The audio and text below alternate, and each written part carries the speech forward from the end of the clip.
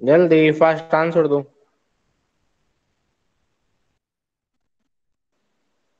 जल्दी आंसर दो। बैकहो। और पिछले बार जहां तक पढ़ाया हुआ है सब समझ में आया हुआ है।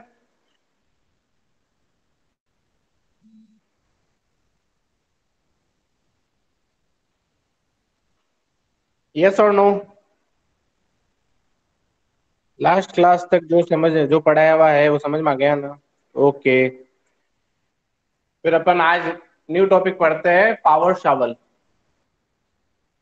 पावर शावल क्या होती है बता सकते हो?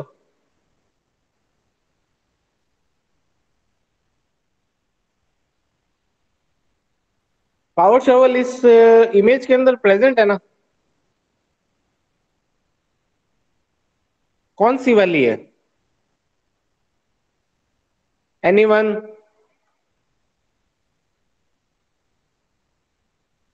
पावर शोवल इनमें से कौन सी वाली है? बीच वाली। बिल्कुल।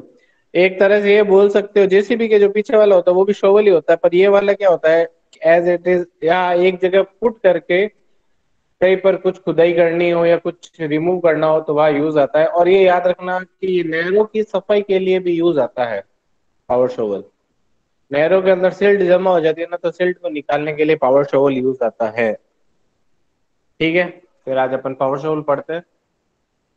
मैं हर एक इक्विपमेंट एक एक दिन अलग अलग टाइम पीरियड पे पढ़ाऊंगा, क्योंकि धीरे धीरे पढ़ाऊंगा तो ये चीजें समझ में आती रहेगी, क्योंकि इसका सबसे मेन पार्ट कह सकते हो तुम्हारे इंजीनियरिंग के लिए पावर, ये वाला क्या बोलता है, इसके कंस्ट्रक्शन इक्विपमेंट है। As an exam point of view से नहीं, तुम्हारे नॉलेज के लिए। इसका जो सब्जेक्ट का मेन मोटिव है ना, तुम लोगों को कंस्ट्रक्शन इक्विपमेंट के बारे में जानकारी देना है कि कितने टाइप के कंस्ट्रक्शन इक्विपमेंट होते हैं और क्या क्या यूज होते हैं उनके, ये याद रखना, ठीक है ना? देख कुलदीप, मैं क्लास ले रहा हूँ तो मतलब क्या हो गया, छुट्टी होगी नहीं? तो अब कृपया करके ऐसे कमेंट ना करें।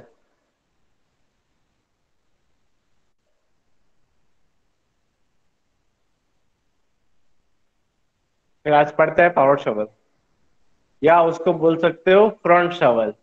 फ्रंट शॉवल इसलिए बोलता हूँ क्योंकि इसके जो मतलब एक जो ड्राइवर सीट है उसके जस्ट आगे वाली साइड वो शॉवल होता है, इसलिए फ्रंट शॉवल बोल सकते हो या फिर पावर शॉवल बोल सकते हैं।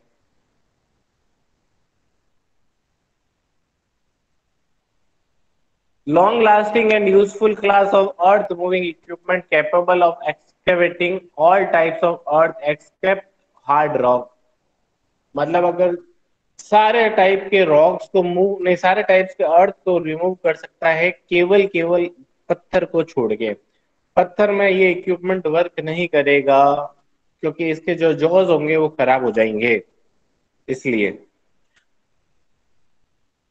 Size of power shovel varies from 0.375 to 1.05 metre cube. इसका मतलब ये है, ये देख लो, ये जो ये चीज लिखा ही है, तो ये वाला किसका होगा वॉल्यूम, मुझे बता सकते हो? जल्दी जल्दी जल्दी जल्दी आंसर दो, माइक ऑन करके।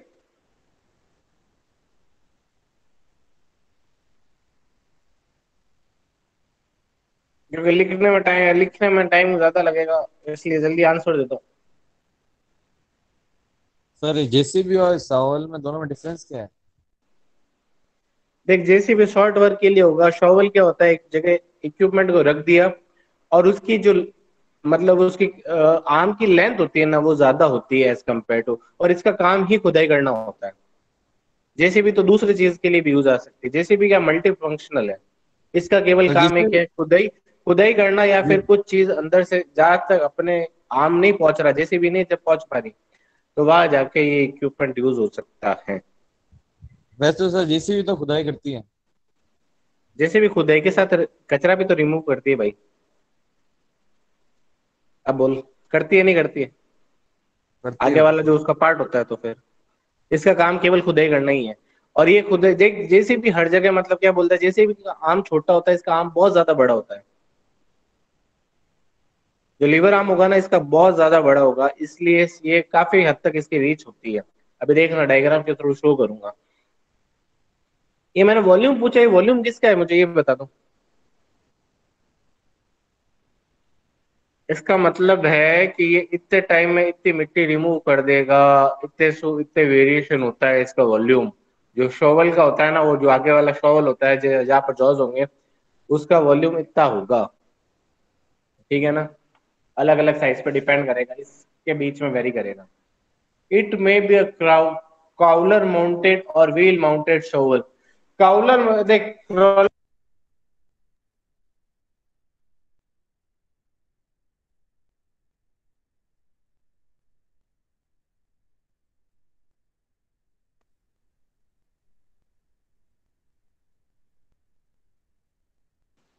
क्रॉलर का हेलो। मतलब ये होगा। देखो, क्रॉलर माउंटेड या व्हील माउंटेड का मतलब है, क्रॉलर जो टैंक वाले जो चक्के होंगे ना, वैसे क्रॉलर वाले वो, या फिर व्हील मतलब वो जो चक्के डायरेक्ट वो वाले लगे हुए अपने। ठीक है ना, जो जेसीबी के अंदर लगे हुए अपने। तो इन दोनों में ये वाली चीज होती है, क्रॉलर माउंटेड या व्हील माउंटेड टाइप के शवल होगा। ठीक है। अब ये देख लो, ये वाला कौन सा है पावर शवल, क्राउलर माउंटेड है। ये देखो।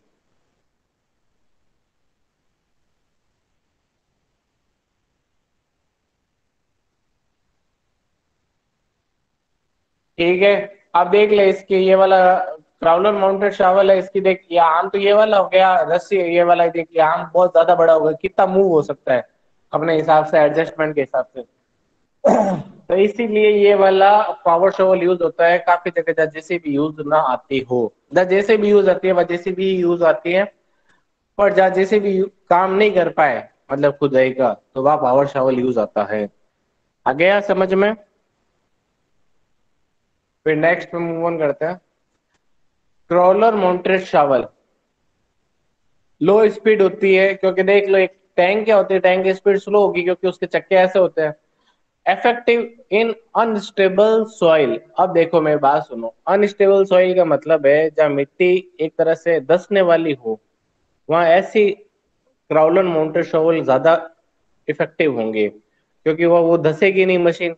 अगर चक्के वाले होगी तो चक्के वाला क्या, एक तरह से बता रहा हूँ मैं, रेगिस्तान के अंदर खुदाई करनी है अपन को। तो रेगिस्तान में खुदाई करते समय क्या होगा, अगर थोड़ा मतलब व्हील वाले चक्के होंगे तो चक्के धंस जाएंगे। पर क्रॉलर माउंटेड वाले शावल वाले क्रॉलर माउंटेड शावल है ना, धसेगा नहीं, क्योंकि उसके चक्के टैंक वाले जैसे होंगे। ठीक है ना, वो उस पर इजीली मूव हो सकता है। और दूसरा है wheel mounted shovel. Wheel mounted shovel high speed होती है, पर effective only in firm ground. Firm ground मतलब एक समतल जमीन या हार्ड रॉक सरफेस पे ही वर्क कर सकता है। मतलब जहाँ आराम से चक्के मूव हो सकते हैं वह मूव वह वर्क करेगा, बाकी जगह फेल हो जाएगा। अब ये देखो, ये एग्जांपल, ये वाले चक्के वाले हैं, और ये कौन सी जगह है, ये नदी है। अब नदी में अगर वो वाला मूवमेंट होगा तो उस वो क्या है, बहेगी नहीं और धसेगी नहीं। ये वाले क्या होगा, इसके चक्के मूव होने में इसमें फ्रिक्शन क्रिएट कम हो जाएगा। फ्रिक्शन क्रिएट कम होने से ये मूव होने लग जाएगी और खुदाई प्रॉपर वर्क नहीं कर पाएगी, इसलिए ये वाला प्रिफर्ड नहीं होती है। ये देख लो, चक्के डूब गए यहाँ पर, फिर ये ढंग से वर्क नहीं कर पाएगी, इसीलिए। ये व्हील माउंटेड ये वाला, ये देखो, ये यहाँ पर इजीली वर्क कर पा रही है। फिर power shovel efficiency depends upon, पहला है class of material. Class of material, यहाँ पर मटेरियल कौन सा बात कर रही है कि सॉइल किस टाइप की है। और रॉक्स हार्ड तो नहीं है, अगर हार्ड है तो कोई मतलब है नहीं। अगर सॉफ्ट में भी कैसा सॉफ्ट है, ज्यादा सॉफ्ट होगा तो एफिशिएंसी ज्यादा आएगी, कम सॉफ्ट होगा तो एफिशिएंसी कम आएगी। सॉइल की भी बात की जाए तो ये वाली चीज है, सॉइल अगर सॉफ्ट होगी तो जल्दी जल्दी डिगिंग हो जाएगी। और अपने अगर राजस्थान, अपनी जोधपुर की बात कही जाए जहाँ मूड होती है, वहाँ इसकी एफिशिएंसी कम हो जाएगी। Depth of cutting, depth of cutting मतलब कितना खुदाई करनी है उस पर भी डिपेंड करता है। एंगल ऑफ स्विंग, एंगल मतलब उसका कितना, मतलब उस किस एंगल पे मूव करना है उस पर भी एफिशिएंसी डिपेंड करती है। जॉब कंडीशंस, जॉब कंडीशन मतलब किस टाइप का जॉब है उसके ऊपर भी डिपेंड करती है कि हार्ड है या मतलब इजी वाला है, इजी खुदाई है। अब देखो, जैसे सिल्ट निकालने का काम है, सिल्ट के अंदर जैसे भी काम नहीं आएगी, क्योंकि उसका जो आर्म होगा, लीवर आर्म, वो कम होगा as compare to power shovel. तो इसीलिए अगर सिल्ट निकालना तो जल्दी एफिशिएंसी ज्यादा आएगी, और अगर खुदाई करनी है तो एफिशिएंसी कम आएगी। मैनेजमेंट कंडीशन को उसको मैनेज करने वाला कैसा है, साइज ऑफ हॉलिंग यूनिट, कितनी अपन को खुदाई करनी है, ठीक है ना। Skill of the operator, operator की स्किल्स कैसी है, मतलब अनस्किल्ड है या स्किल्ड है, या नया एक्सपीरियंस्ड वाला है या रुकी है, ये सारे कुछ डिपेंड करते हैं इस पे। Physical condition of the shovel, अब देखो जो नई होगी उसकी एफिशिएंसी ज्यादा आएगी एज कम्पेयर टू पुरानी के। तो ये सारे एफिशिएंसी इसके ऊपर पावर शॉवल की एफिशिएंसी डिपेंड करती है। एप्लीकेशंस क्या क्या होगी, अब एप्लीकेशन बताओ मुझे तुम तुम्हारी तरफ से, फिर मैं एप्लीकेशन जो लिखी हुई है वो बताता हूँ।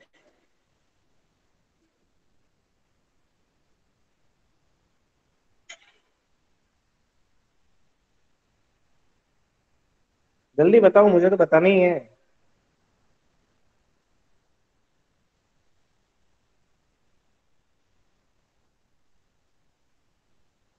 नहीं पता तो नो लिख के भेज दिया करो यार, कमेंट में नहीं पता मुझे, फालतू को बैठा मत रहा करो।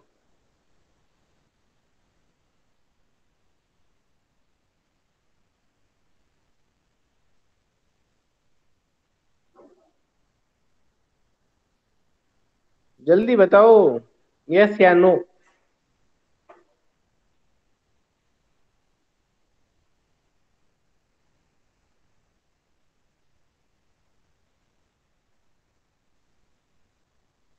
पहला है suitable for close range work, second है capable of digging very hard material and remove big boulders, used in digging in gravel bank, clay pit, digging cut in road work, roadside bump। एक चीज बताता हूँ तुम लोगों को, इसमें और जेसीबी में फर्क क्या होती है। इसकी जो मतलब क्या बोलते हैं हॉर्स पावर है ना, जेसीबी की हॉर्स पावर से ज्यादा होती है, बहुत ज्यादा, ये याद रखना। इसलिए ये काफी जगह ऐसी जगह भी यूज की जाती है जहाँ जेसीबी काम नहीं कर पाया ना, तो फिर ये काम कर लेगी easily. Size of power shovel. The size of power shovel is indicated by the size of the dipper expressed in the cubic yard या cubic meter. In measuring the size of the dipper, the earth is struck within the contour of the dipper. This is referred as the struck volume, as distinguished from the heaped volume, which the dipper may pick in loose soil. The bank measure of volume of a dipper will less than the loose volume. If a 2 cubic yard dipper excavated a soil whose swell is 25% is able to fill the dipper to its struck volume, the bank measure volume will be. Power shovel are commonly available in the sizes 3 by 8, 1 by 2, 3 by 4, 1.25, 1.5, 2 and 2.5 cubic yard। इसका ये सारा volume के अंदर याद आना है, volume के अंदर होता है, ठीक है ना। इसका size, the basic part and operation of the shovel. The basic part and include, पहला है माउंटिंग, सेकंड है कैप, थर्ड है बूम, फोर्थ है डिपर स्टिक, फिफ्थ है डिपर, सिक्स्थ है होस्ट लाइन। ये छह होते हैं इसके पार्ट्स। फिर है selecting the types and size of power shovel. In selecting the subtypes of the shovel, the prospective purchaser should consider the probable concentration of work to be performed. If there will be numerous small jobs in different locations, the mobility of the rubber tired mounted shovel will be distinct advantage. If the work will be concentrated in a large job, mobility will be less important and the trowel mounted shovel will be less desirable. The crawler mounted shovel usually is very less expensive than that. The rubber tired mounted unit can operate it on ground surfaces which are not firm enough to support the later type unit। कि कैसे अपन को उसको select करना है types और size को power shovel के। Whole and solve, जैसा काम वैसा शावल, सीधी बात ये है। In selecting the size of the shovel, two primary factors should be considered. पहला है cost per cubic meter of the material excavated, second है the job condition under which the shovel will operate. Next में है in the estimating the cost per cubic metre the following factor should be considered. क्या क्या considered होंगे? The factor the size of the job, second is the cost of the transportation. A large shovel will be higher than for a smaller one. The depreciation rate for a large shovel may be higher than for a smaller one if it is to be sold at the end of the job because the probable great difficulty of selling a large shovel। मतलब देखो depreciation मतलब समझ में आ गया ना? Depreciation starting में मैंने तुम लोगों को पढ़ाया था। धीरे धीरे उसकी मटेरियल की जो कॉस्ट कम होती है उसे डिप्रिसिएशन बोलते हैं। और डिप्रिसिएशन मतलब ये है अगर लार्ज का इसलिए होगा क्योंकि लार्ज लोग बाग कम खरीदते हैं as compare to smaller one. Smaller one लोग खरीद लेते हैं। तो इस क्योंकि वो जो कंस्ट्रक्शन वाले होते हैं वो सोचते हैं कहीं ना कहीं काम आ ही जाएगा, पर लार्ज वाला कहाँ काम आएगा, इसलिए उसकी डिप्रिसिएशन रेट ज्यादा होती है एज कम्पेयर टू स्मॉल की। स्मॉल और लार्ज की क्या होती है? ट्रांसपोर्टेशन कॉस्ट भी ज्यादा होती है as compare to smaller. The cost of downtime for a repair for a large shovel may be greater than for a smaller one due to increased delay in obtaining parts for a large shovel, especially if the part must be manufactured to order. The combined cost of drilling, blasting, excavating rocks for a large shovel may be less than for a small shovel because a large shovel will be handling big rocks than a smaller one may permit a shaving in the cost of drilling and blasting. Sixth or lastly point is that the cost of wages per cubic meter will be less for a large shovel than for a smaller one. The following job conditions should be considered in selecting the size of the shovel is पहला है high lift for a basement or a trench into the trunk will be required a large shovel. Second, if blasted rock is to be excavated, large size dipper will handle big rocks. Third, if the time for the completion of a project requires a high hourly output, a large shovel must be used. Fourth, the size of available hauling unit should considered in selecting the size of the shovel. If a small hauling unit, a small shovel is needed, whereas the large hauling unit, a large shovel is needed. Fifth, the weight limitation imposed by the most countries for hauling on highways. Also, the clearance of the bridges and underpasses. का use other the weight of the limitation imposed by the most countries for hauling on highways, and also cleaning of bridges and underpasses। काफी जगह क्या होता है कि अपन नहीं पहुंच पाएगी जेसीबी वहां पर ये वाली चीज को क्लीनिंग और अंडरपासेस के लिए भी काम आ सकता है। फिर the output of the power shovel, the output is affected by numerous factors such as the following: first, a class of material, second, a depth of cut, third, angle of swing, fourth, the job condition, fifth, the management condition, sixth, the size of hauling unit, seventh, the skill of operator and physical condition of the shovel। ये सारी चीजें इसके अंदर included थी। Power shovel over हो चुका है।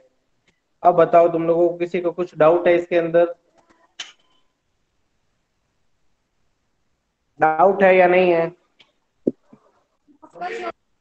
Sir इसकी कॉस्ट क्या होती है पर डे? किसकी? पावर पावर शॉवल शॉल की की। कॉस्ट पूछ रहा है? हाँ जैसे जेसीबी की तो सर 1 घंटे की होती है ना, 1000 रुपए। ये ऐसे घंटे पे देख ले, ये वाला अपन के क्या है एज एन कंस्ट्रक्शन वाला चीज है, तो वो ये वाली चीजें प्रोवाइड करवाई नहीं जाती। उसकी क्रेन की होती है, इसकी जेसीबी की भी होती है, पर अपने यहाँ पर ये चीज यूज नहीं होती, तो इसका कॉस्टिंग तो अपन नहीं बता सकते किराया कितना डिपेंड। पर कॉस्ट ऑफ पावर शोवल बता रहा हूँ मैं तुम लोगों को टोटल।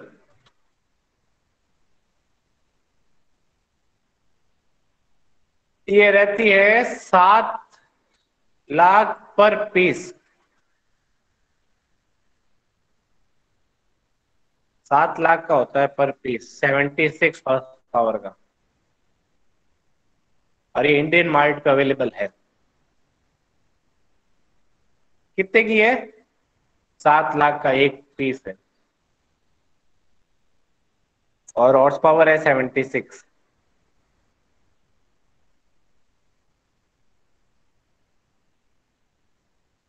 और बताओ, और किसको कॉस्ट क्या, और क्या पूछना है?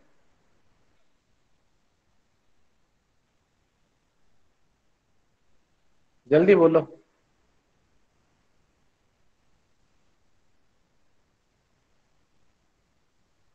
फिर अटेंडेंस लगा दूं? किसी को डाउट है तो पूछ लो भाई, अटेंडेंस नहीं तो अटेंडेंस लगूं।